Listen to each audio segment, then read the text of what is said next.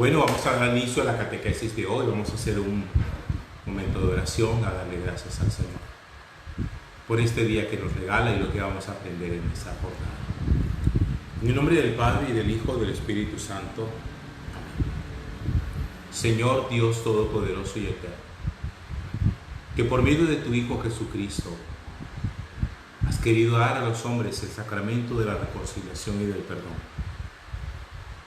Hoy queremos darte gracias por tantos varones que tú has puesto en la tierra, para que en tu nombre perdonen nuestros pecados y nos absuelvan de nuestras culpas. Hoy queremos presentarte delante de ti lo que somos, nuestro pecado, nuestra iniquidad. Reconocemos que nos hemos apartado muchas veces de ti, Señor. Pero tú has dispuesto, a través de ese sacramento, que acercándonos con humildad, podamos recibir el perdón de todas nuestras faltas. Todo esto te lo pedimos, Padre Santo, en el nombre de tu Hijo Jesucristo, quien vive y reina por los siglos de los siglos. Amén. En el nombre del Padre, del Hijo y del Espíritu Santo. Amén. Por ahí escriben que no hay audio, es cierto. No hay audio, es solo Felipe.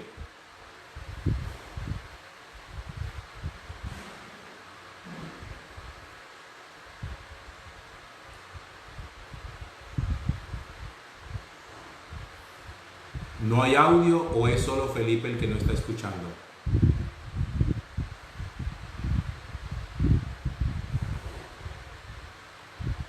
Vale, Felipe, revise entonces su conexión. Vale, muchísimas gracias. La semana pasada estuve compartiendo con ustedes un poco acerca del sacramento de la confesión y les decía que era necesario hacer una segunda parte sobre este sacramento, porque realmente es muchísimo lo que nosotros tendríamos para poder decir de él. Les decía la semana pasada que este sacramento nosotros lo conocemos de múltiples maneras. Lo conocemos como el sacramento de la confesión, el sacramento de la reconciliación, el sacramento de la penitencia y el sacramento de la misericordia de Dios. De muchas formas nosotros podríamos llamarlo, y yo les compartía el texto, uno de los textos, porque no es el único, en el cual nosotros los católicos fundamentamos este sacramento, que está tomado del Evangelio de San Juan, en el capítulo 20, versículo 22 en adelante. Después de la resurrección de Jesús, Él se aparece resucitado a los apóstoles que están reunidos en una casa, encerrados por miedo de los judíos, y dice el texto así: al atardecer de aquel día, el primero de la semana, estando las puertas cerradas por miedo de los judíos, las puertas del lugar donde se encontraban los discípulos, se presentó Jesús en medio de ellos y les dijo: reciban el Espíritu Santo. A quienes ustedes perdonen los pecados les quedan perdonados, a quienes se los retengan les quedan retenidos. A quienes perdonen los pecados les quedan perdonados, a quienes se los retengan les quedan retenidos. Palabra del Señor. Gloria a ti, Señor Jesús. Ya había compartido con ustedes en la primera parte de la catequesis cómo este sacramento es el único tribunal en el que nosotros, declarándonos culpables, somos absueltos por parte de Dios. Les decía también cómo en el sacramento de la confesión o de la reconciliación, realmente no es el hombre el que nos perdona a nosotros los pecados, sino que es Cristo a través del ministerio sacerdotal. Y que ese perdón de los pecados no está amarrado de ninguna manera a la santidad o a la virtud del sacerdote confesor. Independientemente de que usted se esté confesando con un santo, visiblemente santo, o con un pecador, públicamente pecador, la acción de Dios sigue siendo eficaz, porque Dios obra en el sacramento de la reconciliación a través del ministerio sacerdotal otorgado a esta persona, que es un instrumento en las manos de Dios precisamente para otorgarnos a nosotros el perdón de nuestros pecados. ¿Cuáles son los pecados que son perdonados en el sacramento de la confesión? Todos aquellos pecados cometidos después del sacramento del bautismo. Hace muchos años atrás, al principio, en los orígenes de la iglesia, no era costumbre, o más bien no estaba muy extendida, la costumbre de que se bautizaran niños.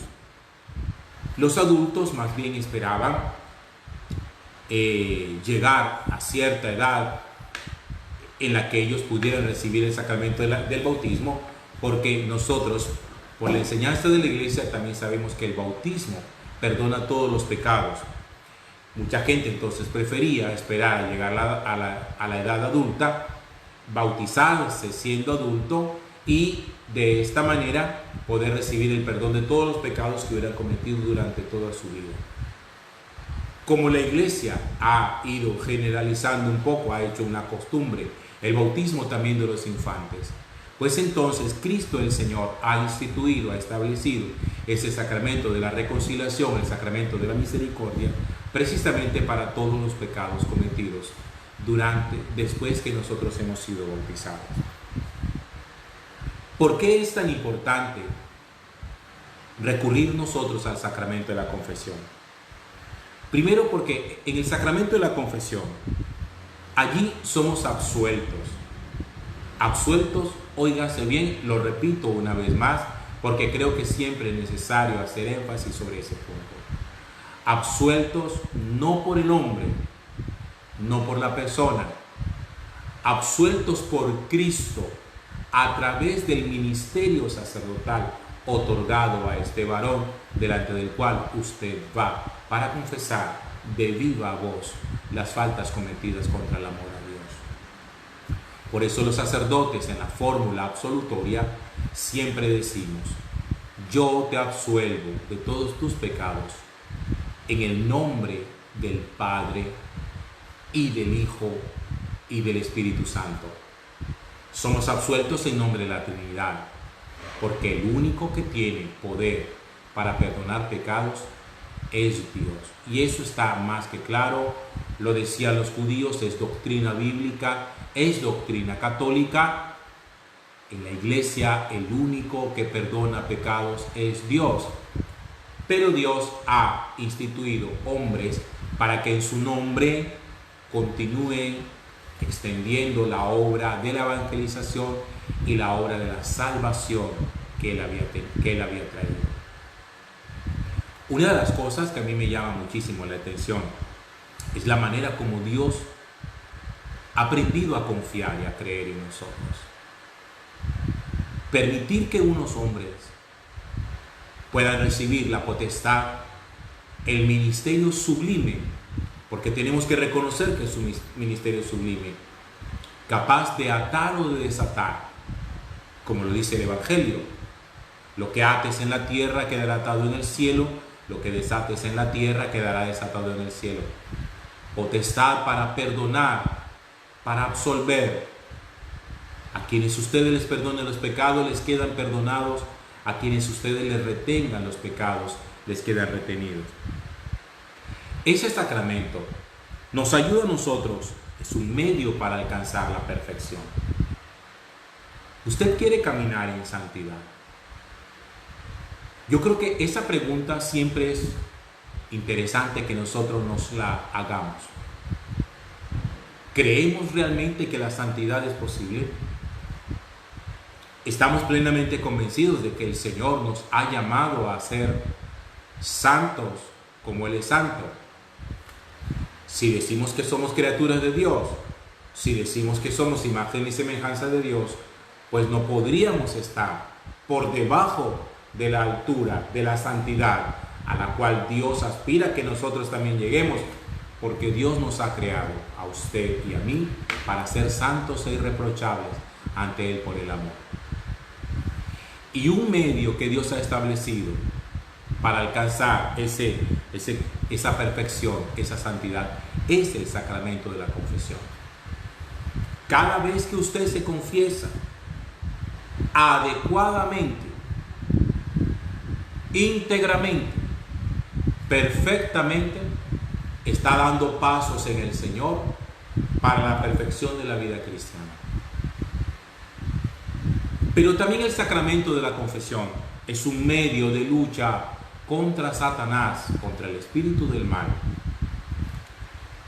¿Cómo ejerce el espíritu del mal dominio sobre nosotros? Lo hace a través del pecado.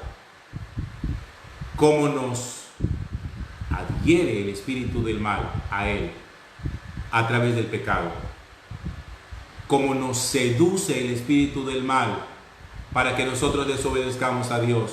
A través de la tentación, tentación que conduce al pecado. ¿Cómo quiere Dios entonces someter al espíritu del mal? De la confesión, el sacramento de la misericordia de Dios por medio del sacramento del orden sacerdotal. El sacramento de la confesión, y esto era una cosa que les había quedado pendiente de la charla pasada, es un medio eficaz de exorcismo. Aquí me quiero detener un poquitico, porque recuerden ustedes que en el Evangelio se nos muestra en múltiples oportunidades cómo el espíritu del mal en algunos momentos llega a tomar posesión de una persona al punto que domina sus facultades, convirtiendo a esa persona en instrumento de su obra maléfica en medio de la familia y en medio de la sociedad. Si el espíritu del mal puede llegar a obrar a través de una persona de manera extraordinaria, y lo digo así, porque lo ordinario, lo común, no son las posesiones diabólicas, no son las posesiones satánicas. Una posesión satánica o diabólica es un acontecimiento extraordinario. Eso realmente ocurre pocas veces. Pero si una persona quiere realmente luchar contra el espíritu del mal y exorcizar su vida, una buena confesión seguro le va a ayudar. A ver, contamos algunas experiencias que en ese sentido los sacerdotes solemos tener en nuestra iglesia. De cuando en cuando se nos presenta, conocemos familias que recurren a nosotros preocupadas, tristes, agobiadas, porque pareciera que alguno de sus miembros tuviese en su vida una especie de manifestación diabólica, de infestación o de posesión demoníaca. Lo primero que nos dicen a nosotros es: Padre, ¿por qué no va y le hace un exorcismo? Vuelvo y se lo repito. El primer exorcismo, el primer instrumento que Dios ha puesto en la tierra bajo la potestad de la iglesia para someter el dominio del espíritu del mal, para someter a Satanás, es el sacramento de la confesión. Cuando una persona se confiesa íntegramente, perfectamente y con verdadero espíritu de contrición y de conversión, Satanás ha perdido una batalla contra el Señor. Y ese que ha querido dominar ya no puede tener dominio sobre él, porque su acción ha sido anulada precisamente a través de este magnífico sacramento. Si nosotros pensamos, y yo creo que eso es una cosa en la que hemos caído con frecuencia y hemos errado, que a Satanás se le puede combatir con agua bendita, simplemente con agua bendita, nada más con agua bendita, déjeme decirle que no es verdad. El espíritu del mal es sometido y combatido con vida sacramental. Ya se los dije en la introducción en catequética a los sacramentos. Los sacramentos son instrumentos a través de los cuales Dios nos comunica su propia vida, su gracia, su santidad. Miren, a través de los sacramentos Dios hace que por nuestras venas corra su amor, corra su gracia, corra su vida divina.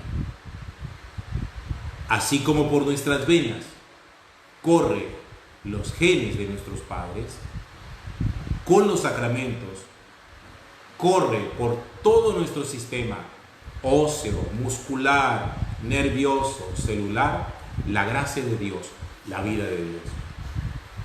Y en la confesión nosotros sometemos al maligno. Una buena confesión nos ayuda a alcanzar la perfección. Una buena confesión es un medio eficaz de la lucha contra el espíritu del mal. Una buena confesión es un eficaz exorcismo. Usted quiere que realmente el maligno no le ataque, confiese sus pecados y hágalo como la iglesia le enseña. ¿Cuáles son las razones que nosotros tenemos en la iglesia para recurrir a este sacramento de la confesión?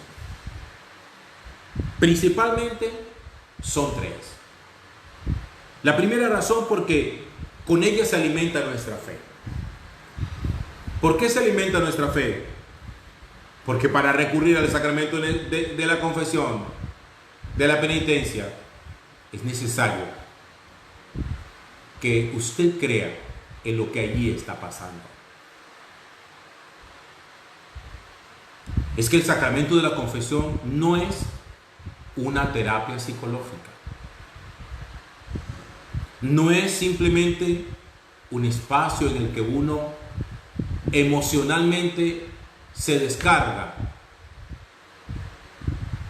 No es un espacio para simplemente contar la vida. El sacramento de la fe, de la penitencia, es el sacramento del perdón de nuestros pecados. Nuestros pecados en la confesión, cuando la hacemos adecuadamente, quedan verdaderamente, realmente perdonados. Quedamos absueltos de todas nuestras inmundicias. Pero para eso es necesario creerlo. Y yo hago énfasis sobre eso porque de vez en cuando encuentra uno personas penitentes que vienen supuestamente a confesarse. Y la primera, cuando uno los empieza a escuchar, a mí se me ha ocurrido preguntarles en algún momento: ¿usted cree realmente en esto? Se me quedan mirando un poco. ¿Por qué me pregunta eso? Porque por la forma como usted está hablando, me da la sensación de que usted no cree que lo que está haciendo aquí es verdadero y eficaz. Y me dicen, pues la verdad no lo creo mucho. Cuando no se cree en eso, cuando uno no cree realmente que al llegar al sacramento de la confesión está recibiendo el perdón de parte de Dios, está cortando la posibilidad de que Dios haga en nosotros una obra buena.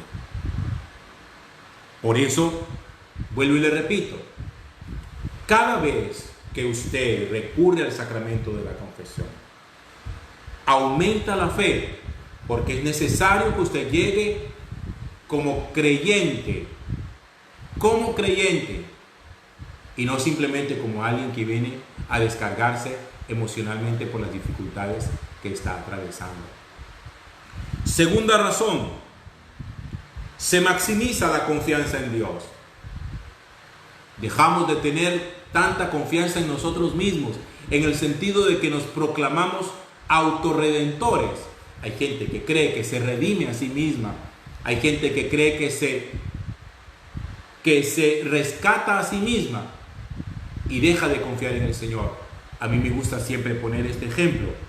Eso es como cuando alguien está nadando en una piscina y como no sabe nadar, o está metido en una piscina, pero como no sabe nadar, llega a la parte profunda de la piscina y empieza a ahogarse.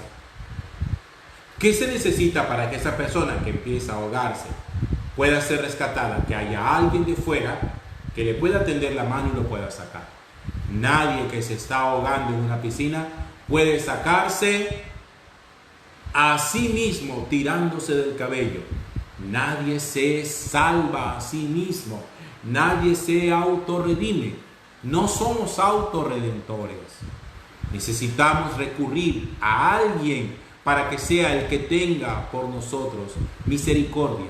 Alguien que esté por encima de nosotros, que esté en una condición superior a la nuestra, que no esté en una situación como la nuestra, para que nos pueda salvar y para que nos pueda perdonar.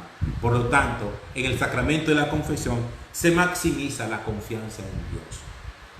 Y tercero, en el sacramento de la confesión se hace intenso el amor de Dios.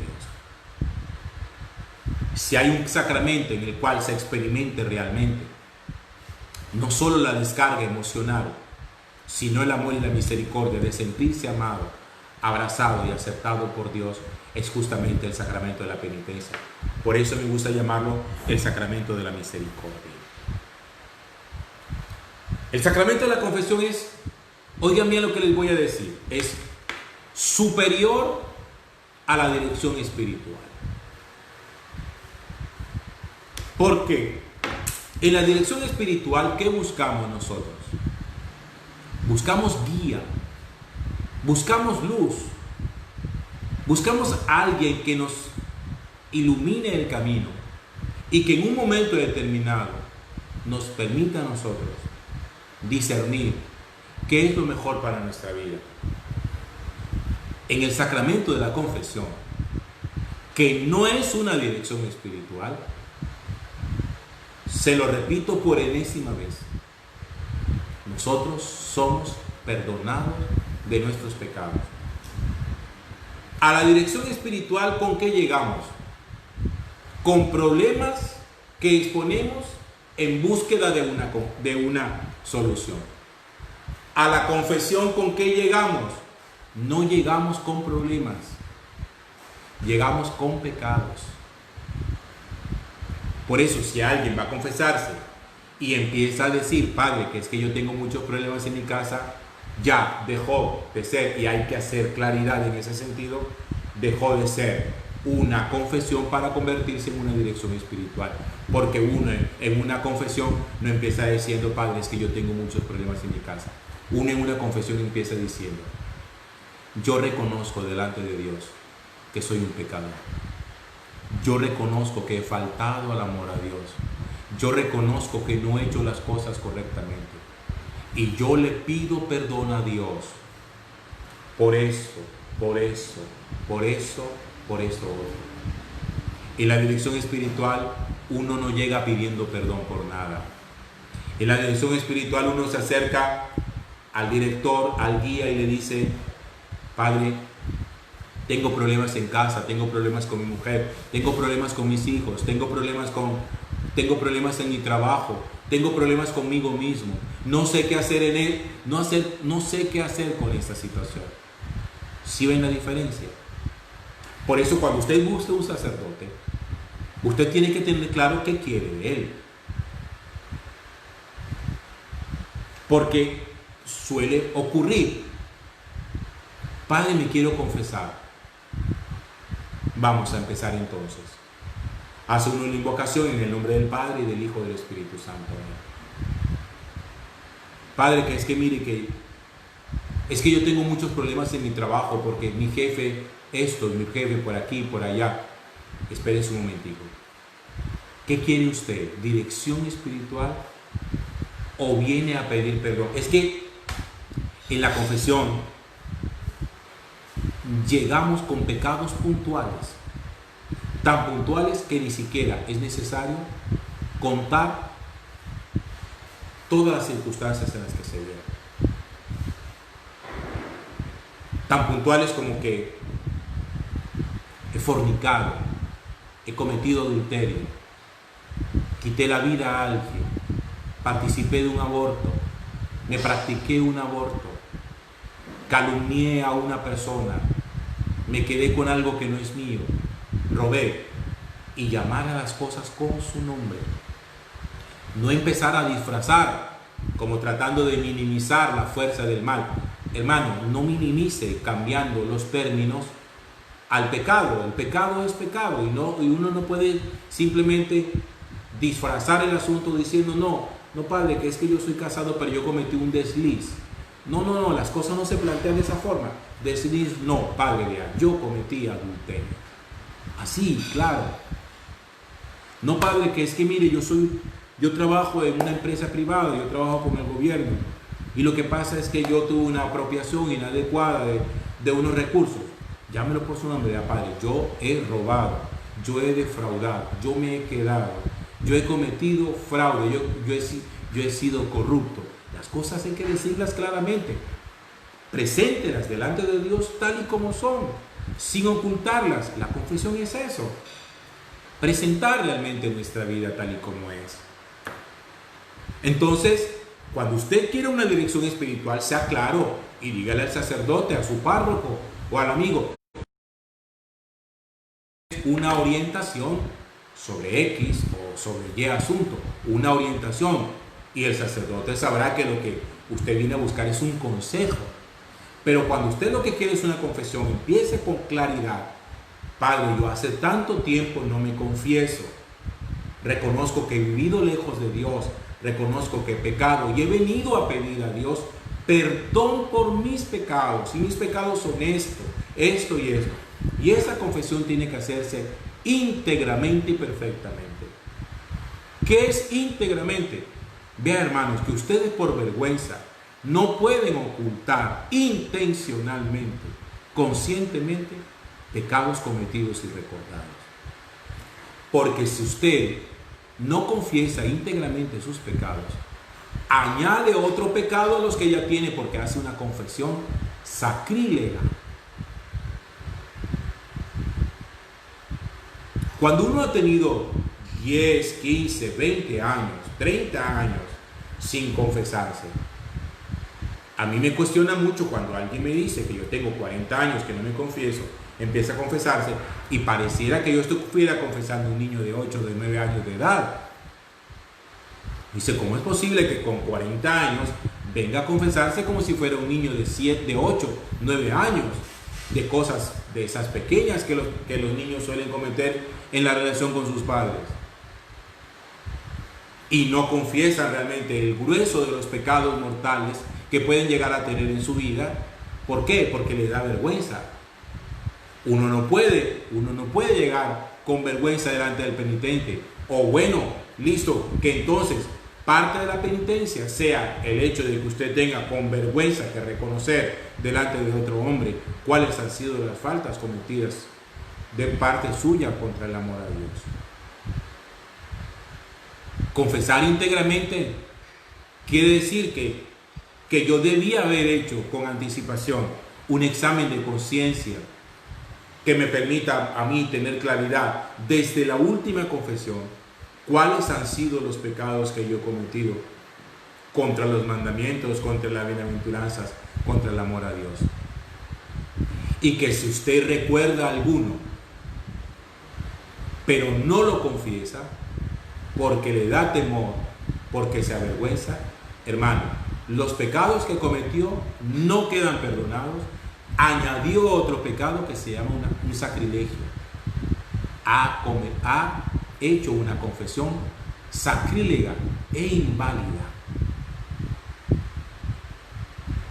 Cuando uno empieza a confesarse, no debe empezar a confesarse de lo menos a más, sino de lo más a menos. Es decir, de los pecados mortales a los pecados veniales.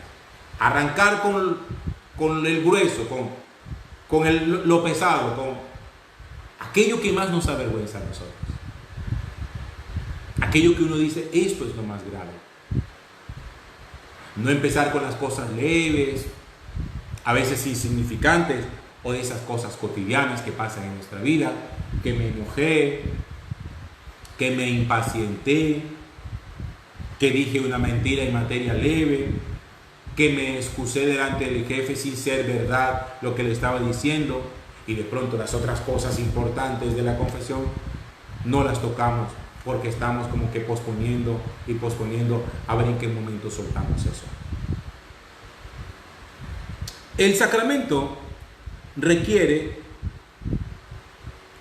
algunos pasos que nosotros los aprendimos cuando éramos niños en la catequesis de primera comunión. Ya les decía ahorita, primero la disposición interior. La disposición interior es que yo llego realmente delante del confesor con la actitud y con toda la intención de que voy a presentar delante del tribunal de Dios todas mis culpas. Miren, ustedes saben que cuando muchas veces los jueces, para hacer mucho más rápido los procesos judiciales, logran ciertos acuerdos con los acusados, y uno de los acuerdos con los acusados es que si el acusado se declara culpable, pues hace mucho más rápido todo el procedimiento, se ahorra muchísimo tiempo y se ahorra muchísimo dinero, y de alguna manera que el acusado se declare culpable hace que la sentencia se rebaje. Por eso si un sacerdote a usted le pregunta, ¿usted ha cometido tal pecado? Y usted sabe que sí, diga delante de Dios, sí, Padre, ese pecado yo lo he cometido. Recuerden que el sacramento de la confesión, de la penitencia, es el único tribunal en el que uno, declarándose culpable, si está verdaderamente arrepentido, Dios nos perdona. El examen de conciencia es importante. No podemos llegar delante del sacerdote diciendo, no, es que yo no he hecho el examen de conciencia, no sé de qué confesarme, no sé por dónde empezar. No, por eso uno con anticipación hace ese examen de conciencia de tal manera que uno dice, yo tengo claro cuáles son los pecados que he cometido y los presento todos delante del tribunal de la misericordia de Dios. Arrepentimiento, hermano. Arrepentimiento. No se puede llegar a la penitencia, a la confesión, desfachatado, en el sentido de que uno diga, pues yo sí vengo a confesarme de esto, pero yo arrepentimiento no tengo. Porque cuando el penitente no tiene arrepentimiento, se aplica lo que dice Jesús en el Evangelio. A quienes ustedes le retengan los pecados, les quedan retenidos. Ahí es donde el confesor puede llegar a decir a la persona, si usted no está arrepentido de lo que acaba de contar, yo no le puedo absolver.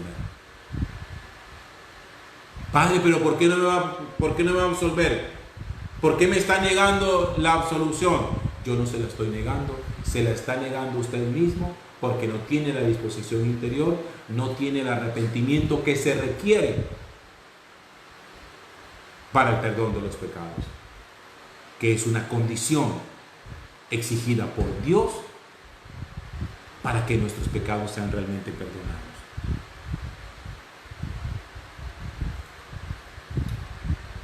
Yo quiero terminar la catequesis de hoy recordándole que cuando nos acerquemos al sacramento, ese sacramento primero exige de nosotros mucha humildad. Miren, no hay nada que cueste tanto trabajo, que sea tan difícil. Lo reconocen ustedes y lo reconozco yo, como exponer uno su vida de pecado delante de otra persona. Todo el mundo lo dice, yo mismo lo sé, yo lo reconozco. Padre, es que confesarse no es fácil, es que nunca ha sido fácil ni para usted ni para ninguno. Por eso, acercarse al sacramento de la confesión requiere de muchísima humildad. Si hay un sacramento que nos ponga a nosotros en actitud humilde, es justamente eso.